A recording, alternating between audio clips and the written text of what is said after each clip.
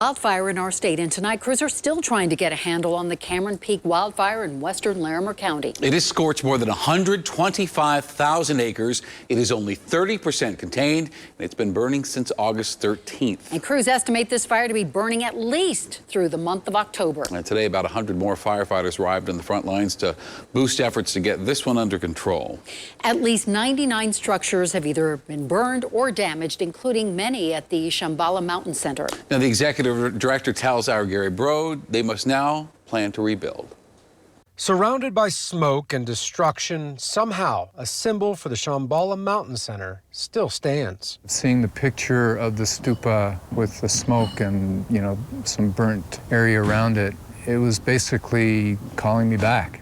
Michael Gaynor and about 20 other employees were forced to evacuate their home, located in Red Feather Lakes, about a week before the Cameron Peak fire made its way through on Saturday. It's really painful when you lose your home, when you're exiled. Several of the buildings surrounding this Buddhist monument are gone. On some level, no one ever believes fire is going to hit you. And then when it did hit us, it was really hard. Nearly 100 structures have been destroyed in the fire's path. Governor Polis visited the Cameron Peak Command Center earlier in the day. What was ingrained in me the most from my briefing with the command center is just a 10 or 15 degree change in the origin of the wind is the difference between success in containment and spreading to additional populated area. He says it's unclear when those evacuated will be able to go back. At this point, I'm more concerned about the threat of additional evacuations than I am the hope of the 2,000 or so people returning. Gaynor says it's too early to determine how bad the damage is to the retreat center, but says not all buildings were insured. And because of COVID, this year was already a difficult one. The fire, it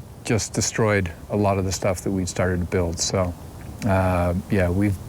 it's really starved us of the funds, but we're getting so much support from our community and from people all over the place that I'm hopeful that we can build back and stabilize. Now, as you can see behind me, the road to Shambhala is closed here on Highway 14.